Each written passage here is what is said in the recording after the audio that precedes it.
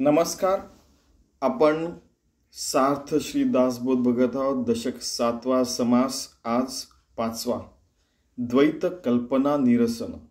म्हणजे जे द्वैत आहे, आपण बघतोय, आपण अनुभव घेतोय वगैरे वगैरे, आपलं जीवन आहे हे असंच आहे तसंच आहे वगैरे जे आहे ना, त्याचं निरसन. ती पण एक कल्पना आहे आणि अद्वैत पण एक कल्पना आहे. तर आपण अद्वैत मार्गाला लागायचं आणि द्वैतामध्ये ज्यात भांडण तंटे खूप सुंदरशा गोष्टी आहेत म्हणजे त्यांना आपण त्याग करायचं आणि या मार्गावर आपण यावं, परमार्थ मार्गावर, असं समर्थ रामदास म्हणतात. जसं काही सिनियर लोक म्हणतात ना की काट्यानेच काटा काढावा, तसं यात सांगितलं की कसं या गोष्टीला अद्वैत भावाने आपण दूर करावं, द्वैत भावाला, हे यांनी सांगितलेलं आहे. ठीक आहे का? श्रीराम केवळ ब्रह्म जे बोलिले ते अनुभवास आले आणि मायेचेही लागले अनुसंधान. की ब्रह्म बोललं त्याचं पण अनुभव आला आणि माया आहे त्याचं पण आपल्याला कळलं की ही सगळं मिराज म्हणजे मृगजळ आहे. तर ते मृगजळ पण आपल्याला लक्षात येतं की आपण समजा वाईट गोष्टींच्या मागे लागलो तर आपण वाईट मार्गाला लागू आणि चांगल्या गोष्टीच्या मार्गाला लागलो तर चांगल्या मार्गाला लागू, आहे की नाही? तर तसंच ब्रह्मतत्वाच्या मागे आपण लागायचं. प्रत्येक गोष्टीतनं कर्म हीच पूजा कशी होईल याचं आपण अनुसंधान वगैरे करावं. या दुसऱ्या मार्गाला गेलं तर आपल्याला सांगता येत नाही आपला अंत काय होईल. पुन्हा आपल्याला जन्ममरणाच्या फेऱ्यात पडावं लागेल. पण या अद्वैत भावाच्या मार्गाला लागलं, त्याचा अनुभव सतत घेत राहिलो, त्या मार्गावर आपण राहिलो तर आपण निश्चितच ब्रह्म प्राप्ती करू शकू, असं ते म्हणतात. ब्रह्म अंतरी प्रकाश आणि मायाही प्रत्यक्ष दिसे, आता हे द्वैत निरसे कवणे परी. आता ब्रह्म पण दिसत आहे. समजा तुरीय अवस्थेमध्ये आपल्याला ब्रह्मही दिसत आहे आणि माया पण दिसते की सगळे जग रहाटी सुरू दिसत आहे. आता हे द्वैत निरसे कवणे परी. मग आता जो हा प्रश्न विचारला समजा एखाद्या शिष्याने, तर हे द्वैत निरसन कसं करायचं द्वैताचं, ते कृपया सांगावं म्हणतात ते. तरी आता सावधान एकाग्र करून या मन, माया ब्रह्म हे कवण जाणत आहे. की सावधानपणे एकाग्र मन करून ऐका की मायेचं ब्रह्माने निरसन कसं करावं आणि हे आपण जाणकार कसं व्हायचं आणि हे जाणणारा कोण आहे आणि ते कशी, ती प्रक्रिया कशी आणि ते कसं होतं ते पण आम्हाला सांगा, असं ते म्हणतात. समजा तर त्याचं ते म्हणतात की मी आता सांगणार आहे तुम्हाला, कृपया ऐका, असं पण म्हणतात. म्हणजे हे प्रश्न विचारतात आहे, उत्तर देतात आहे आणि त्यांचं म्हणजे एक प्रकारे काय की तत्वचिंतन सुरू आहे, एकमेकांचं म्हणजे एक सुसंवाद सुरू आहे, असा याच्यातनं या प्रत्येक ओळीतनं दिसतं. सत्य ब्रह्माचा संकल्प, मिथ्या मायेचा विकल्प, ऐसिया द्वैताचा जल्प मनची करी. की सत्य ब्रह्माचा संकल्प केला आणि याला संकल्प म्हणतात की ज्याने सत म्हणजे चांगली कल्पना केली, मिथ्या मायेचा विकल्प आणि वाईट गोष्टींचा कल्पना केली तर मायेचा म्हणजे त्याला विकल्प म्हणतात. संकल्प म्हणजे सत्य ब्रह्माचा आणि विकल्प म्हणजे मिथ्या मायेचा. ऐसिया द्वैताचा जल्प मनची, हे दोन्ही पण गोष्टी मनच निर्माण करत असतं, मनच त्यांची कल्पना करत असतं. तर आपण वाम मार्गाला जाण्यापेक्षा सत्य मार्गाला जावं, असं ते म्हणतात. ब्रह्माचा संकल्प सत्य मार्ग आहे, मायेचा जो मार्ग आहे तो विकल्प आहे.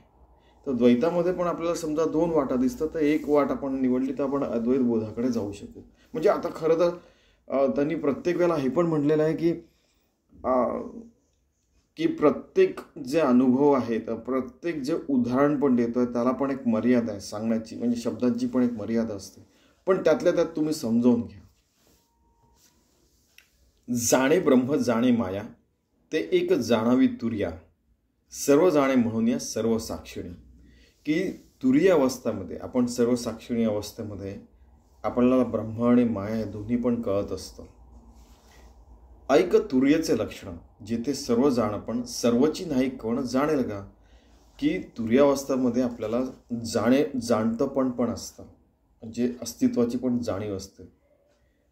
सर्वची नाही कोण जाणेल का, आता काहीच नाही, मग हे जाणणारा उरेल कोण? जबरदस्त प्रश्न. आणि किती सुंदर खोलात जाऊन विचार केला बघा तुम्ही. संकल्प विकल्पाची सृष्टी झाली मनाची पोटी, ते मनची मिथ्या शेवटी साक्षी कवणो. की संकल्प आणि विकल्प आणि पूर्ण सृष्टी जी आहे ते मनाच्या संकल्पनेनेच ती निर्माण झालेली आहे. म्हणजे कल्पनेनेच संकल्प आणि विकल्प. ते मनची मिथ्या शेवटी साक्षी कवणो, की ते मनही मिथ्या आहे, म्हणजे ते पण जाणार आहे. आणि त्याच्यावरचे पण भाव असे तरल असतात, येतात जातात वगैरे वगैरे जे असतात आहे. मग ते सगळं गेल्यावर परमात्मा स्वरूप झाल्यावर साक्षी कोण आहे, जे साक्षी भावाने बघतात. ठीक आहे. साक्षत्व चैतन्यत्व सत्ता हे गुण ब्रह्माची या माथा, आरोपले जाणव वृथा माया गुण आहे. की तो जो ब्रह्म, ते जे ब्रह्मा आहे, आपण त्याच्या 14 प्रकारे आपण जाणलं, तसं साक्षीत्व आपण साक्षीत्वाने बघतोय, सगळं सुरू आहे, माया आहे, ब्रह्म वगैरे. चैतन्यत्व ते सगळं चैतन्य आहे सर्वत्र, त्याची सत्ता सर्वत्र, तोच सगळं चालवतो आहे. हे गुण ब्रह्माची या माता, हे आपण त्या ब्रह्माच्या माथ्यावर आपण थोपलेलं आहे. ब्रह्माची या माता आरोपले, त्याच्यावर त्या ब्रह्मतत्वावर आरोप केलेला आहे आपण, वृथा उगाचच मायागुण. हे पण आपण मायाच्या गुणांनीच त्याच्यावर आपण हे थोपत असतो, त्याच्यावर आपण लादत असतो, त्याच्यावर आरोप करत असतो की देवा तू असाच आहे, तसाच आहे, असा आहे, तसा आहे वगैरे वगैरे. खरं त्यात सर्वांच्या पलीकडे आहे देव, ब्रह्मतत्व. किती सुंदर सांगितलं बघा. घट मठाची गुणे. घट म्हणजे आपला समजा जीव, आपला देह वगैरे. घट मठ म्हणजे घर, आणि त्या स्वतःच्या मठाला पण स्वतःचं घर पण म्हणायचे ते बघा. म्हणजे त्यांचा मठ आहे त्यालाही त्यांनी घर म्हटलेलं आहे. आपले हे जे घर आहे त्याला पण घर म्हणतात. आपण जिथे पण राहू, खरं तर हे विश्वजी माझे घर, मग आपल्याला त्या अवस्थेत जायचं आहे आपल्याला. पण घट मठ त्या गुणांनी पण त्रिविध आकाश बोलणे. 3 प्रकारचे आकाश आहेत. एक महद आकाश, म्हणजे आता ते पण मायेचं नाही खरं, पण गुणब्रह्मी. की घट मठ आणि महद आकाश. घटाचा आकाश, मठाचा आकाश आणि महद आकाश, एक मोठा आकाश आहे, म्हणजे पूर्ण विश्वात भरलेला आहे. ठीक आहे. स्वतःचा आकाश, घराचा आकाश म्हणजे हा देहाला समजा स्वतः म्हटलं तर, आणि मठ म्हणजे घराचा आकाश, आणि पूर्ण विश्वाचं एक आकाश, महद आकाश. मायेचे नाही खरे, पण हे गुणब्रह्मी. ह्या मायाच्यामुळेच आपण सगळं निर्माण केलेलं आहे. पण ब्रह्म जे आहे त्याच्यावर पण आपण हे सगळं लादायचा प्रयत्न केला, तर मग ब्रह्माचं आकाश कोणतं? अरे आता काय करणार, त्याचं उत्तर काय देणार? तर या म्हणजे तुम्ही बघा की ज्या लहानपणीच्या ज्या संकल्पना असतात त्यांनी इथे पूर्ण केलेले आहेत. आणि तसंही माणूस जो आहे तो जिज्ञासी वृत्तीनेच असतो, कुठे ना कुठेतरी त्याची जिज्ञासा असते. तर ती जिज्ञासा चांगल्या ठिकाणी लावावी आपण, गुणब्रह्मी. ठीक आहे. हे सगळं ब्रह्मतत्वाच्या ठिकाणी आपण हे सगळे आपला मोहरा वळवावा, जसं अगोदर त्यांनी म्हटलेलं आहे. जेव्हा खरेपण मायेसी तवची साक्षत्व ब्रह्मासी, माये अविद्येचे निराशी द्वैत कायचे. की आपण मायेला खरं समजलं आणि नंतर मग आपण ब्रह्मालाही खरं समजलं, आणि ते साक्षत्व भावाने आपण ब्रह्म बघतोय. पण मग काय होतं की मग कळते की अरे आपण असं बघतो, पण माया तर अविद्येमध्ये येते. आणि मग आपण खूप आपल्या कल्पना खूप आपण असं स्ट्रेच करतो, त्याला इंटेलेक्च्युअल जिम्नॅस्टिक स्वामी विवेकानंद म्हणायचे. मग आता काय शेवटी निराश होते ना, हे तर द्वैतामध्येच येतं असं आपल्याला जाणवायला लागतं. म्हणून सर्व साक्षी मन तेची जालिया उन्मन, मग तुर्यारूप ज्ञान ते माळून गेले. की हे सर्व साक्षी जे आहे ते मनाच्या आधारानेच आपण बघत असतो. तेच मन उद्मन झालं. मन म्हणू शकतं किंवा म्हणजे ऊर्ध्वगतीला जाऊन ते मन भगवंताला मिळालेलं आहे. जसं आपण म्हणतो ज्ञानेश्वरीत आपण बघितलेलं आहे की इथे ब्रह्मरंध्रामध्ये ते तो जीव परमात्म्याशी विलीन होतो, उन्मन झालं. मग त्याला तुर्यारूपी ज्ञान होतं. त्या अवस्थेमध्ये पण आपल्याला जाणवतं की अरे इथे सगळं काय हे सुरू आहे, हे आपला देह आहे, असं आहे तसं आहे. ते मावळून गेलं. ते जर का मावळलं तर मग राहिलं काय? मग त्या अवस्थेत जाणणारा कोण आहे? म्हणजे बघा तुम्ही, ज्यास द्वैत भासले ते मन उन्मन झाले, द्वैता अद्वैताचे तुटले अनुसंधान. मग आता ते अनुसंधान असतं की द्वैताचं असो की अद्वैताचं असो, विद्यार्थी असेल, रे तो अभ्यास करायचा राहिला. कोणी समजा कोणाची फी भरायची असेल, रे ते पैसे बँकेतनं आणून आपल्याला त्या मुलाची फी भरायची वगैरे वगैरे. किंवा द्वैत अद्वैत तुटले. असं द्वैत आणि अद्वैत दोन्ही पण तुटले. मग आपलं अनुसंधान राहतं ते कशाचं? सहसा आपण समजा रामाचं अनुसंधान केलं किंवा ध्यानाला बसलो होतो, त्या निर्गुणाचं अनुसंधान आहे समजा, तर ते अनुसंधान या द्वैत आणि अद्वैत तुटल्यावर कशाचं अनुसंधान राहतं? एवं द्वैत आणि अद्वैत होय वृत्तीचा संकेत. वृत्ती झाली निवृत्त द्वैत कायचे. द्वैत आणि अद्वैत आहे हे आपल्या वृत्तीनेच आपल्याला कळत असतं. मग वृत्तीच निवृत्त झाली तर मग द्वैत कसं राहिला? आता आपल्याला कळतं की अरे, मनाने कळतं की हां, तो सूर्य आहे, ती भिंत आहे, ते झाड आहे. ठीक आहे. नंतर आपल्याला वाटतं की अरे, निर्गुण निराकार परमात्मावान आहे. ठीक आहे, द्वैत आणि अद्वैत. ठीक आहे.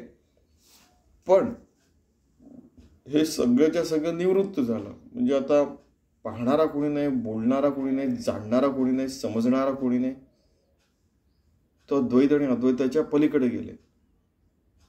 कारण की अद्वैत जाणण्यामध्ये पण आपण बघितलं की द्वैत असतं, बघणारा कोणीतरी आहे.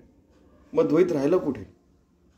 अद्वैतही नाही राहिलं आणि द्वैतही नाही राहिलं. खरं पाहिलं वृत्तीरहित हे ज्ञान, हे जे ज्ञान आहे त्याची पूर्ण समाधान, जेथे तुटे अनुसंधान माया ब्रह्मीचे. हे वृत्तीच्या पलीकडचं जे ज्ञान आहे तेच आपल्याला पूर्ण समाधान देतं. आणि तेथेच बरेचदा असं होतं की आपलं अनुसंधान पण तुटतं. आपलं म्हणजे स्वामीजी म्हणायचे की काही वेळाने खूप नामस्मरण केल्यानंतर ते नामस्मरण पण शांत होऊन जातं. म्हणजे ध्यानाला बसलं की आपण शांत होऊन जातो. जप ध्यान केलं तरी काही वेळाने शांत होऊन जातं. मग पुन्हा वृत्ती उफायला लागला की मग पुन्हा ते जप करायला लागतात लोक. माया ब्रह्मीचे, असं माया आणि ब्रह्माचं जे आहे ते चक्र सुरू राहतं. याच्या पलीकडे गेलं मग काय राहिलं आणि कोण जाणणारा कोण आहे? पुन्हा ठीक आहे. माया ब्रह्म ऐसा आहेत मने कल्पीला संकेत. ब्रह्म कल्पनेरहित जाणती ज्ञानी. आणि म्हणूनच ते ज्ञानी असतात ते माया आणि ब्रह्म हे मनात जे कल्पना असतात ते संकेत मिळतात. आणि त्या जे ब्रह्म आहे ते कल्पनेच्या पलीकडे आहे. ठीक आहे. हे ज्ञानी लोक जाणतात की अरे, या सगळ्यांच्या पलीकडे आपलं आत्मज्ञान आहे, ब्रह्मज्ञान आहे, ब्रह्मतत्व आहे. आणि त्यावेळेला खरा माणूस बोलला तरी मौनच आहे, नाही बोलला तरी मौनच आहे. आता तुम्ही म्हणाल की कसं, म्हणजे हे कसं शक्य आहे की तो बोलताना दिसतो आणि तो मौनी अवस्थामध्ये कसं काय आहे? जाणती ज्ञानी.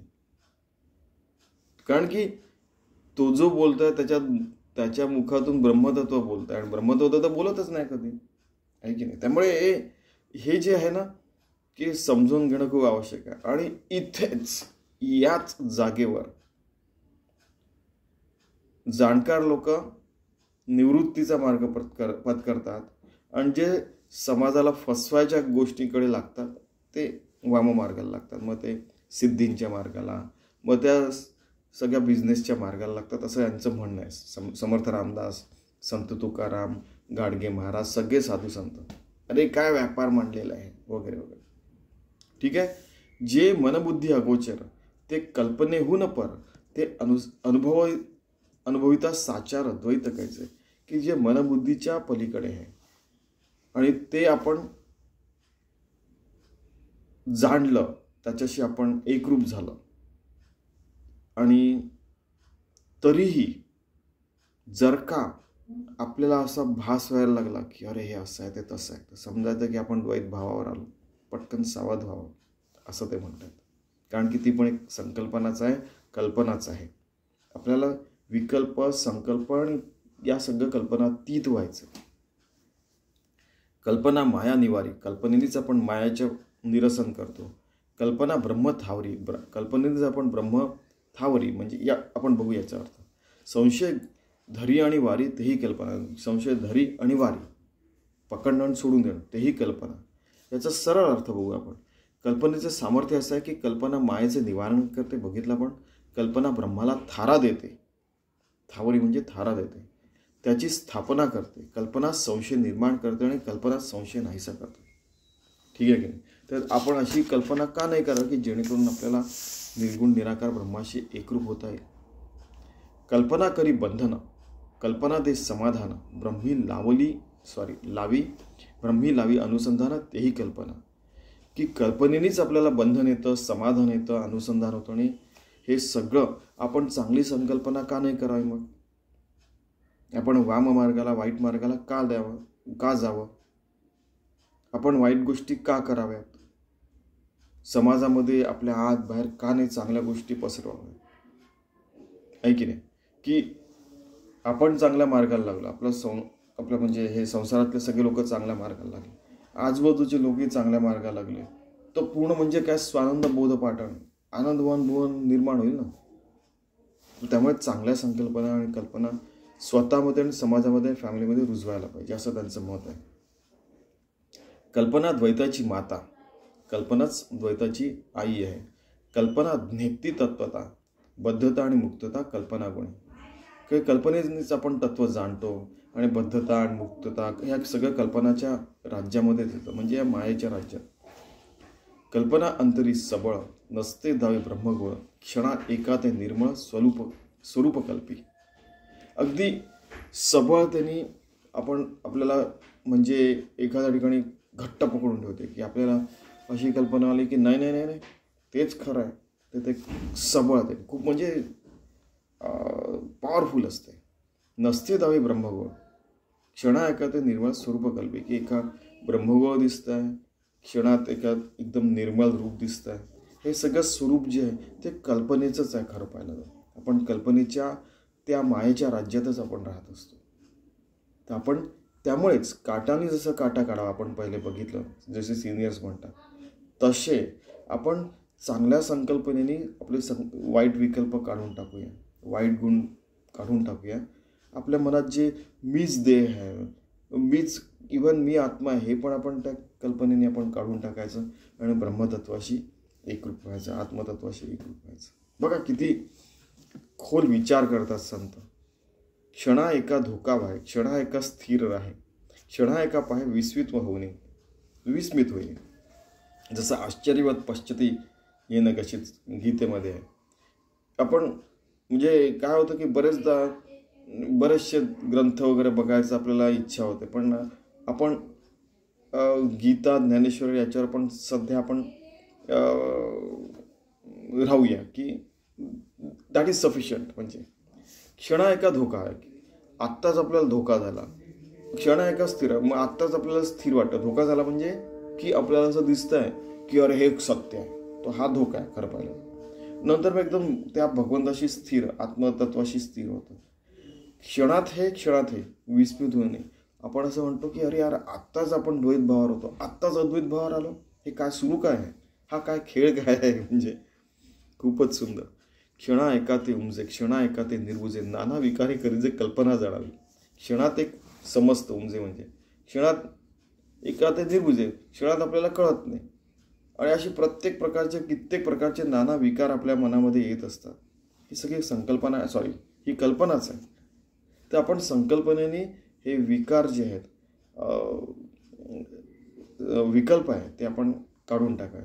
आणि संकल्प काय आणि विकल्प आहे, कल्पना मात्र मध्ये आहे की नाही, तो जो हिंज आहे, इकडे जातो किंवा इकडे जातो, तर आपण शूरस्य धारा निशिता दुरते, असं सतत त्या भगवंताशी आत्मानात्म वियोग करत आपण त्याच्यावर एकरूप राहायचं भगवंताशी. किती सुंदर पहा. कल्पना जन्माचे मूळ, कल्पना भक्तीचे फळ, कल्पना त्याची केवळ मोक्षदाती. जन्माचे मूळ, भक्तीचे फळ, मोक्षदाती पण तीच आहे भगवंताची. त्यामुळे कल्पना करतात लोक की म्हणजे एक आजी होत्या, त्यांचं बाळकृष्ण होतं, ते सतत बरोबर घेऊन जायचे. काही झालं की बाळकृष्ण असं आहे त्याला सांगायचे, आणि मग त्यांना त्या श्रीकृष्णाचं दर्शन झालं होतं, त्यामुळे तो बाळकृष्ण ते सतत घेऊन जायचे. तर काही झालं की त्याला सांगायचे, तर त्यांना सांगायचे तर त्यांना मग सतत श्रीकृष्ण सर्वत्र दिसायला लागला, मोक्षदाते झाले ते.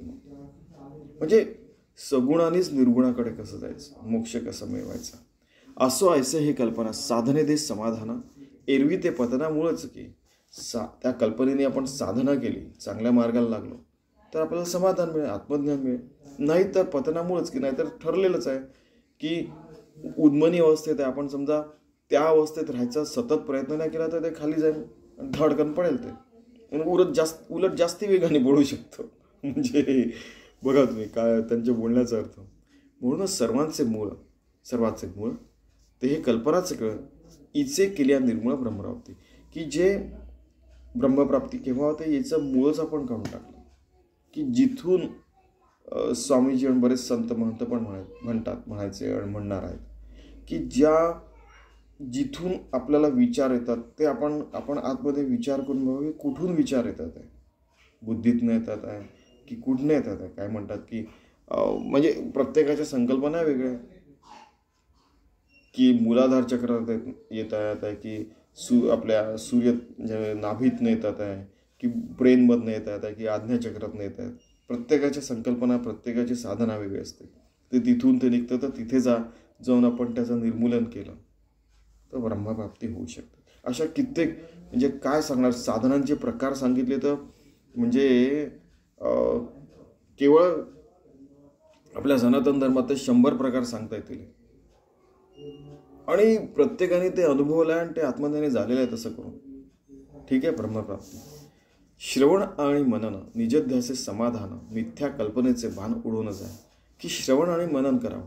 आता एकदा स्वामीजींना प्रश्न विचारला माझ्या सद्गुरूंना, स्वामी माधवनाथांना, की तुम्ही कोणाचं श्रवण करता. तर त्यामुळे म्हणजे ते इतर साधक, त्यांचे शिष्य वगैरे पण बोलायचे, बरेच जण यायचे, म्हणजे याचं ज्यांनी ट्रान्सलेशन केलेलं आहे ते पण, असे बरेचसे जण त्यांचं श्रवण करायचे.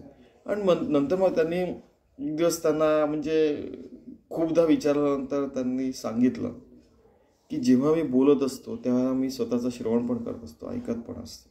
मग तेव्हा लक्षात आलं की आपण स्वतःच नामस्मरण केलं तर स्वतःचं अनुसंधानात राहिलो तर स्वतःचं समाधान आपण करू शकतो. निजध्याचे समाधान, मिथ्या कल्पनेचे भान उडून जाईल. आपणच समाधानात राहू शकतो, स्वतः ऐकलं आणि चांगल्या मार्गावर आपण नॅचरली अशा अद्वैत ग्रंथांचंच चिंतन मनन केलं तर त्याचंच ध्यास लागेल, तर त्याचंच समाधान होईल. मिथ्या कल्पनेचे भान उडून जाईल. हे भान आहे ते उडून जातं. त्याला भानावर आण, तो काय फालतू बडबड करतोय असं आपण म्हणतो. मला त्यांनी रागवलं, मला मग अजून घरी आल्यावर त्याला आमच्या लहानपणीची गोष्ट सांगतो. तर एका जणांनी म्हटलं की त्याने मला एक गंमत सांगतो ना, तो आला आणि त्याची मला चाट लागली, त्याचा पाय लागला, मी खाली पडलो, मग प्या रडायला लागला तो. तर घरी आल्यावर तो खूप रडत असतो. तो मुलगा रडत होता. त्याला अजून एक असं म्हणजे त्याच्या खडकन अशी त्याच्या आईने अशी आपण भानावर एक कुठे असतो प्या त्याचं एकदम रडणंच थांबून गेलं. तर ते आपण भानावर आलो, या सगळ्या गोष्टी उडून जातात. आणि कधी मग माझे एक मोठे मित्र आहेत, ते वयाने मोठे आहेत ते, आणि ते म्हणायचे की समजा आपल्याला असं आईने असं चापड मारल्यावर नाही केलं तर मग एक बाबांची कडक झापड पडते, मग तेव्हा आपण जागेवर होतो. असं जीवनात होतं की बरेचदा. शुद्ध ब्रह्माचा निश्चय करी कल्पनेचा जयो, निश्चितार्थे संशय तुटून गेला. की शुद्ध ब्रह्माचा निश्चय करायला पाहिजे आणि कल्पनेवर विजय मिळवायला पाहिजे. आणि मग निश्चित आपल्या मनात ब्रह्माचा निश्चय झाला तर संशय तुटून जातो. मुको कहा ढूंढेर म्हणते, मैं तो तेरे पास और मैं तो हूँ विश्वास में, असं कबीर पण म्हणतात. बघा, सगळ्या जाती धर्मातले, सगळ्या ठिकाणी, सगळ्या धर्मांमध्ये, आणि काय म्हणा तुम्ही, पंथ म्हणा, जाती म्हणा, हे म्हणा ते म्हणा, ते सगळीकडे विश्वासावर खूप फेथ, ट्रस्ट, याच्यावर खूप म्हणजे इम्पॉर्टन्स दिलेलं आहे. आणि त्यांनी त्या विश्वासाने सगळ्या वाईट गोष्टी तुटून जातात. बरेचदा असं होतं की लहान मुलांना देवदर्शन लवकर होऊ शकतं कारण की त्यांचा लगेच विश्वास बसतो म्हणून. तर संशय तुटून गेला असं नाही म्हणतात. ते म्हणतात की विश्वासाने संशय तुटून गेला असं ते म्हणतात. की आपण ब्रह्मतत्वावर विश्वास ठेवला तर आपला जो संशय आहे, कशाचा संशय, की ब्रह्मतत्व आहे की नाही तो तुटून गेला असं त्यांना म्हणायचं. की कारण असतं की मी ही गोष्ट ऐकलेली म्हणून सांगतोय की संशय तुटला तर मग राहिलंच काय, मग जिज्ञासा पण मरून जाईल. हो, असं नाही. जिज्ञासा वेगळी गोष्ट आहे आणि संशय गोष्टी वेगळी. जिज्ञासा म्हणजे काय, ब्रह्मतत्व कसं आहे जाणून घेणं, याला जिज्ञासा म्हणतात. संशय म्हणजे काय की हे अस्तित्वातच नाही आणि तुम्ही त्याच्या बडबड करताय, याला संशय म्हणतात. समजून घ्यावं. तर ते म्हणजे त्यांनी केवढं सहन केलं असेल हो, विचार करा. तेव्हा संस्कृतला एवढं महत्त्व असायचं. आता ते संस्कृत कुठे गेलं माहीत नाही. आता लोक इंग्लिश करतात. कुठे म्हणजे उगाचच म्हणजे काय असतं की आपलं प्रस्थ जाऊ नये याकरता लोक किती प्रयत्न करतात. आपलं राज्य जाऊ नये, आपला पैसा जाऊ नये, आपली पॉवर जाऊ नये. पण नंतर मग काय माहीत नाही, म्हातारपणी त्यांना समजतं की नाही माहीत नाही. पण त्यामुळेच लहानपणापासून आपल्याला मुलांना त्यामुळे चांगले संस्कार द्यावे असं ते म्हणतात की शुद्ध ब्रह्माचा निश्चय करी कल्पनेचा जेव, निश्चितार्थे संशय तुटून गेला. की ब्रह्माचा आपण निश्चय करायला पाहिजे, कल्पनेवर आपण विजय मिळवायला पाहिजे. आणि हे जे संशय असतात, विकल्प वगैरे येतात, इव्हन संकल्प विकल्पांच्या पलीकडे जायला पाहिजे, आपण आधीच बघितलं. आणि तो संशय तुटला की द्वैताचा, तर आपण अद्वैतात आपण सतत रममाण राहू शकतो. मुद्दाम या संशयावर मुद्दाम आपण सगळं बोललो, कारण की म्हणजे या इथपर्यंत झालेलं आहे की आम्ही तुमच्यावर विश्वास कसा ठेवा, असं समर्थांना, तुकाराम महाराजांना, या सगळ्यांनी फेस केलं आहे. तैसे ज्ञानाचे प्रकाशी मिथ्या कल्पना हे नासे, मग हे तुटे अपैसे द्वैतानुसंधान. की असंच ज्ञानाच्या प्रकाशाने हे जे मिथ्या कल्पना असतात त्या नाश पावतात आणि मग द्वैतानुसंधान तुटतं आणि आपण त्या अद्वैताच्या अनुसंधानात जातो.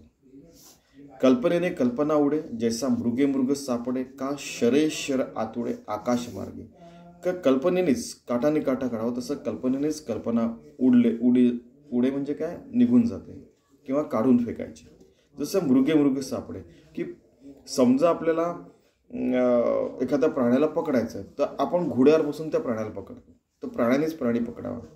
का शरेश्वर आतुडे आकाशमार्गी. कसं म्हणजे आपण शरसंधान म्हणतात ना, तसं की एक शर आपण एक बाण मारला, त्याला आपण पुन्हा त्याला तोडायचं तर पुन्हा आपण बाणाला मारतो आणि ते तोडतो. तसं आपण आकाशमार्गी जायचं. जसं मुंगी निघाली आकाशी, भेदूनी गेली गगनाशी, तसं आपल्या जीवाला ब्रह्मतत्वाशी एकत करण्याकरता आपण ते आपल्या निर्गुण निराकार होऊन त्याला आपण जाणायचं आहे. स्वतः निर्गुण निराकार होऊन आपण त्या निर्गुण निराकाराला आपण जाऊ शकतो आकाशमार्गे. कळतं ना, की आपल्या महदाकाश जाऊन म्हणजे आपल्या चिदाकाशात जाऊन महदाकाश जाऊन आपल्याला एकरूप व्हायचं त्या ब्रह्मतत्वाशी. ठीक आहे, हे आपल्याला जाणून घ्यायचं आहे. शुद्ध कल्पनेचे बळ जालिया नासे सबळ, हेची वचन प्रांजळ सावध आहे का. की शुद्ध कल्पनेचं बळ असं आहे की ती जी कल्पना आहे, जी पॉवरफुल जी गोष्ट आहे की जी आपल्याला द्वैतात रममाण करते, तर त्याच्यातनं आपण बाहेर कसं निघायचं. तुम्ही प्रांजळपणे म्हणजे लहान मुलांसारखं सांगतोय की शुद्ध भावात सांगतोय, चांगल्या शब्दात सांगतोय, कृपया सावधपणे ऐका. म्हणजे सगळे साधू संत म्हणजे जवळपास लहान मुलांसारखे म्हणजे त्यांचं मन असतं, शुद्ध मन असतं. शुद्ध कल्पनेची खूण स्वय कल्पिजे निर्गुण, स्वस्वरूपी विस्मरण पडोची नेदी. शुद्ध ठीक आहे, ते कोणीतरी आलं होतं. ठीक आहे. शुद्ध कल्पनेची खूण स्वय कल्पिजे निर्गुण, स्वस्वरूपी विस्मरण पडोचं नेदी. की शुद्ध कल्पनाची खूण अशी आहे की आपण त्या निर्गुणाला जाणावं, निर्गुणाशी एकरूप व्हावं आणि स्वतःचं जे जीवपण आहे किंवा देहपण आहे त्याचं विस्मरण पडायला पाहिजे. आणि जर का त्याचं विस्मरण पडत नसेल तर आपण आपलं म्हणजे साधना वाढवायची. मग काय होईल, एकदा ऐका बरं इथे काय दिलेलं त्यांनी. कल्पना शुद्ध असण्याची खूण अशी आहे की स्वतः निर्गुण स्वरूपात स्थिर राहते. स्वस्वरूपाचे विस्मरण ती केव्हाही होऊ देत नाही. स्वरूपाचे अखंड अतूट अनुस्यूत अनुसंधान किंवा स्मरण ही शुद्ध कल्पनेची मुख्य गुण समजावे. की आपण कल्पनेने स्वरूपाच्या अनुसंधानात राहिलो, खरं ती पण अनुसंधानात राहणे, आपल्या मनात विचार येऊ न देणे किंवा त्याला अलिप्तपणे त्या विचारांना बघणे, हे सगळं जे आहे ते कल्पनेनेच होत असतं. तर आपण चांगल्या संकल्पनेत राहून चांगली कल्पना करून आपल्या वाईट गोष्टींचा द्वैताचा धारा दूर करून राहिलो तर आपलं अनुसंधान अखंड नाही राहू शकणार का. असं ते एक प्रकारे उत्तर आणि प्रश्न एकातच आहे. बघा तुम्ही. सदा स्वरूपानुसंधान करी द्वैताचे निरशन, अद्वैत निश्चयाचे ज्ञान त्याची शुद्ध कल्पना, की सतत स्वरूपानुसंधान आहे, की आपल्याला स्वरूपाचं अनुसंधान आहे. आणि द्वैत असं मावळतं आहे आपल्याला, म्हणजे की काय, की ज्या गोष्टीला आपण महत्त्व देऊ, तर ज्या गोष्टीला महत्त्व देऊ तर त्याच्यातच आपण एकरूप राहू. आणि ज्या गोष्टीला महत्त्व देणार नाही ते येतात आणि जातात आहे. मनासमोर असे विचार येतात आणि चालले आहेत. अद्वैत निश्चयाचे ज्ञान त्याची शुद्ध कल्पना, असं अद्वैताशी एकरूप राहिलो आपल्या निर्गुण निराकार परमात्माशी, तर ही शुद्ध कल्पना आहे. आणि बाकीच्या कल्पना अशा आपल्या समोर निघून जातात. बघा तुम्ही, ठीक आहे का. अद्वैत कल्पित आहे शुद्ध, द्वैत कल्पित आहे अशुद्ध. अद्वैत कल्पना ही शुद्ध आहे, पण द्वैत कल्पना ही अशुद्ध आहे. कारण किंवा द्वैतामध्ये गेलो तर त्याला अंतच नाही. आपण हे करू ते करू, आज रसगुल्ला खाला, हा अरे खूप छान झाला होता बरं का, आज फोडणीची पोळी केली होती, हो का, फोडणीचा भात, वा वा वा खूप छान झाला होता बरं, अरे बाकरवडी काय लागते, पुरणाची पोळी करूया, म्हणजे याला अंतच नाही, म्हणजे खाण्याचं सांगतं. तसंच मग काय होतं की हल्ली म्हणजे काय म्हणतात की रे आम्ही इकडे गेलो होतो तिकडे गेलो होतो, म्हणजे त्या गप्पा मग सुरू झाल्या. स्वामीजी म्हणायचे अरे एकदा ध्यानाला तर बस, बघतं त्याच्यात किती मजा आहे, इकडे तिकडे खूप हिंडण्यापेक्षा, ठीक आहे असं पण म्हणायचे. आणि लहान मुलांना पण, आता तुम्ही काय लहान मुलांना चूप कसं बसवायचं, आम्ही खूप बसायचो म्हणजे की ते तर एक वेळ माकड चूप बसेल पण लहान मुलं नाही बसणार, इकडे फिरत राहतील तिकडे, असं एक कोणीतरी म्हटलं. असं नाही बोलायचं रे, कोणीतरी म्हटलं तर त्याला मग सगळेजण हसायला लागले. की द्वैतामध्ये म्हणजे आपण शिरलो तर त्याला अंतच नाही.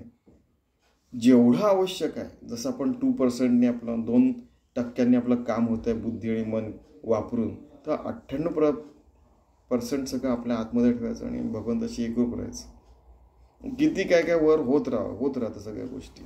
लोक त्रास देत असतात, लोक चांगलं म्हणत असतात, कोणी वाईट म्हणत असतात, कोणी आपल्याला मदत करत असतं, सगळं काय सुरू राहतं, पण ते द्वैतात सुरू राहतं. आपण अलिप्त राहायचं आणि याची देही याची काळी आपण तो अनुभव घेऊ शकतो.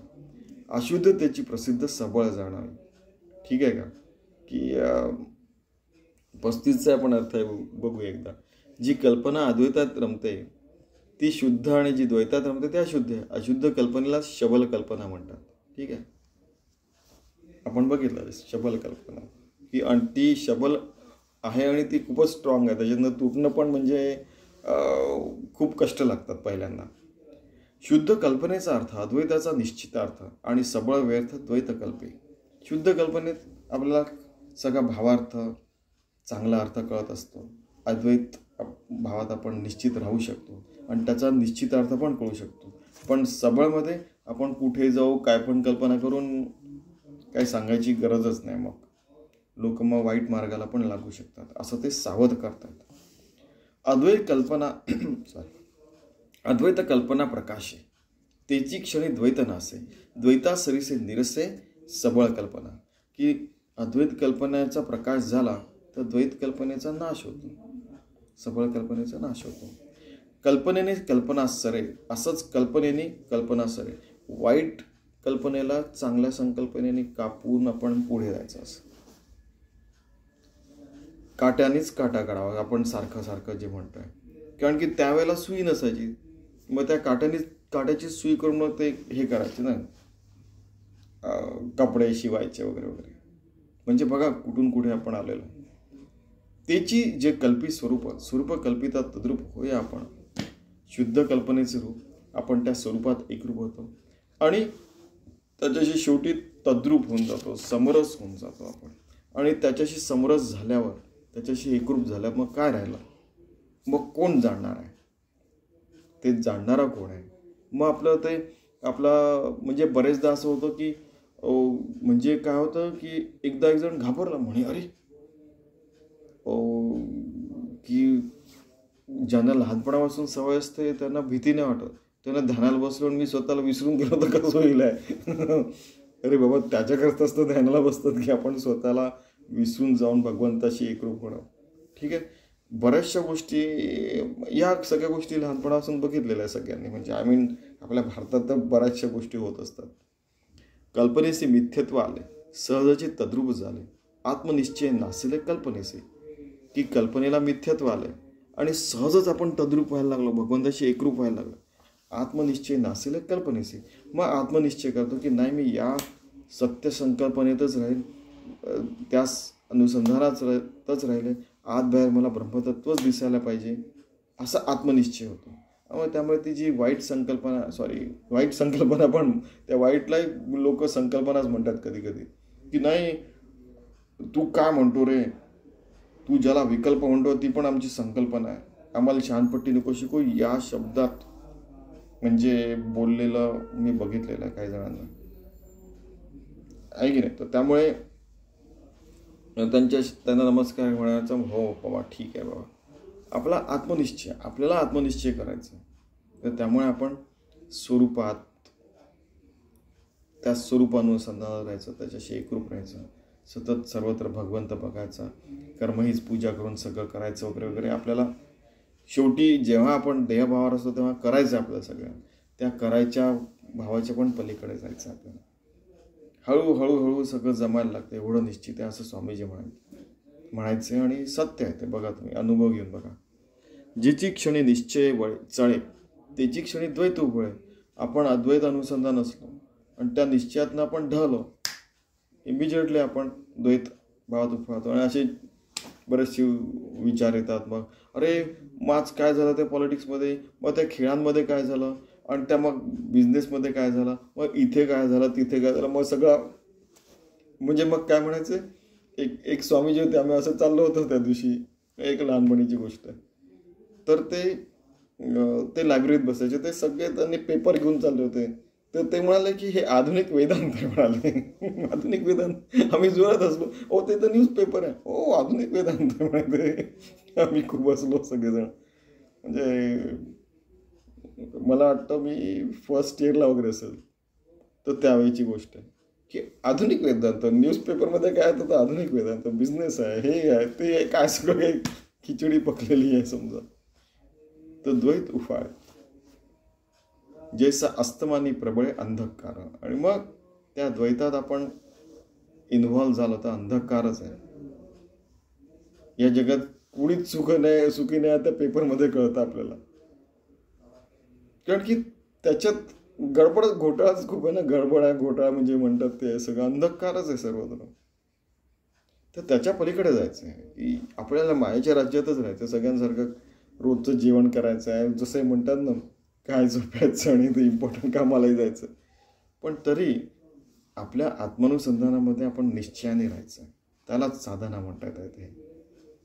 तैसे ज्ञान होता मळीन अज्ञान प्रवळे जाण, या कारणे श्रवण अखंड असा. म्हणून स्वतः नामस्मरणाचं, स्वतःच्या आतमधल्या याच्याशी अनुसंधानात राहायचं, अखंड स्वतःचं श्रवण करायचं. किंवा मग चांगल्या व्यक्तींकडनं, जे ज्ञानी लोक आहेत किंवा ज्यांना सांगितलं आहे समजा, त्यांचं श्रवण करायचं. की देवाने सांगितलं अरे बाबा तू हे सांग समजा, तर त्याच्याकडनं आपण श्रवण करायचं. की आम्ही कित्येक जणांचे प्रवचन ऐकलेत, यू नेम इट, आणि त्या संप्रदायाचे प्रवचन ऐकलेले आहेत. म्हणजे तुम्ही ते ख्रिश्चन लोकांचे जे डिस्कोर्स असतात ना, ते पण ऐका, खूप सुंदर. त्यानंतर परमहंस योगानंद, स्वामी विवेकानंद, रामकृष्ण मिशनचे, इस्कॉनचे, त्यानंतर मग तुम्ही बघा ना जुना आखाडा वगैरे वगैरे जे असतात सगळे, त्यांचे जे प्रवचन होतात वगैरे. त्यानंतर मग गीता मंदिर, असे आपल्या इथे कितीतरी संप्रदाय. त्यानंतर प्रजापिता ब्रह्मकुमारी, त्यानंतर यू नेम इट. काय सांगणार, इथे आजूबाजूला बघा ना इतके जण आहेत, इतके साधू संत. त्यानंतर मग गोंदवलेकर महाराजांचे प्रवचन, ते रोज जे नामस्मरणाचं सांगतात, रोजचं एक प्रवचन. त्यानंतर ज्ञानेश्वरी, गीता, दासबोध, नाथ, एकनाथी भागवत, त्यानंतर तुकारामांची गाथा आपल्या इथे प्रचूर प्रमाणात आहे. ते वाचणंसुद्धा एक प्रकारचं हेच असतं, श्रवणच असतं. एखाद्याला जोरात वाचायचं किंवा मनात वाचायचं, मनात वाचलं तरी आपलं श्रवण होतं. आणि या श्रवणाला काही अंत नाही, म्हणजे की एकदम आपल्याला म्हणजे तुम्ही लाईव्ह सांगा, अरे हे जे आहे ते हे लाईव्हच असतं खरं पाहिलं. आणि म्हणजे असं आहे की सद्गुरूंकडनंच ऐकलं पाहिजे वगैरे वगैरे जे असतात. आपण ज्या सारख्या गोष्टीच्या घट्ट पकडून ठेवल्या तर मग आपला म्हणजे पुढला प्रवास कसा होईल, की आपण म्हटलं की मला पहिलीतच राहायचंय, तर आपण मग PhD केव्हा करणार? आहे की नाही? देव आपल्याला नेतो, माळी जेवते तेवते निवांतची गेले, ऐसे पाणी ऐसे हुआ आहे का, की आपल्याला देव जसा घेऊन जातो जीवनामध्ये तसं जायचं त्याच्याबरोबर. म्हणून प्रत्येक क्षणी, प्रत्येक कणात, प्रत्येक क्षणात आपल्याला भगवंताचा अनुभव येतो. तर हे जे आहे श्रवण, अरे तुम्ही कोकिळेचं कुंजन आहे का? कोकिळेला समजा पार्वती म्हटलं तर आपण पार्वतीचे शब्द ऐकतोय. रोज सकाळी समजा 5 ते 6च्या दरम्यान इतके पक्षी असतात, त्यांचं तुम्ही गाय नाही का, तो बटेर पक्षी ट्यू ट्यू ट्यू ट्यू करतो, वा वा वा, ते पण एक श्रवण नाही आहे का? आपण मनानेच मनाशी बोलतोय, ते पण एक श्रवण नाही आहे का? त्यामुळे एक व्यापक प्रकारचं श्रवणाची एक संकल्पना पाहिजे, अखंड असावे, जेणेकरून आतमध्ये आपण रामस्मरण नामस्मरण करतोय तर ते आपण स्वतः ऐकतोय, पण ते तर आपण मूकपणे करतोय. मग ते ऐकायचं कसं? तर मूकपणे ऐका ना. श्रवण अखंड असावे. आता असं हे बोलणे झाले, आशंका फेडू एका बोले, ज्यास द्वैत भासले ते तू नव्हेसी सर्वथा. की आता हे बोलणं झालं, आशंकाच्या पलीकडे जा, द्वैत भावाच्या पलीकडे जा. तू ते द्वैत भाव तू नाही आहे. मागील आशंका फिटली, इतुकेनं ते कथा संपली, पुढे वृत्ती सावध केली पाहिजे श्रोते. की याने आता ही कथा संपवतो आहे, पण तुम्ही सावध व्हा की जेणेकरून तुमचा संशय फिटेल आणि निसंशय होऊन परमात्म्याशी एकरूप होऊन राहाल. मग तुम्ही योगी व्हाल, मग भक्त व्हाल, आणि तुम्ही सोहमात्मा स्वानंद घन अजन्मा तो तुची जाण हेची साधूचे वचन सुदृढ धरावे. निश्चितपणे ती संकल्पना आपण निश्चितपणे पकडून आपण त्याच्याशी एकरूप होऊन भगवंताला जाणूया, निर्गुण निराकार परमात्म्याला. ठीक आहे. तर अशा प्रकारे आपण साधना करायला पाहिजे, परमार्थ मार्गावर सतत राहायला पाहिजे आणि सतत भगवंताच्या अनुसंधानात राहायला पाहिजे, असं समर्थ रामदास म्हणतायत. चला आपण तसं करायचा प्रयत्न करूया. इति श्री दासबोधे गुरुशिष्य संवादे द्वैत कल्पना निरशन नाम समास 5. धन्यवाद.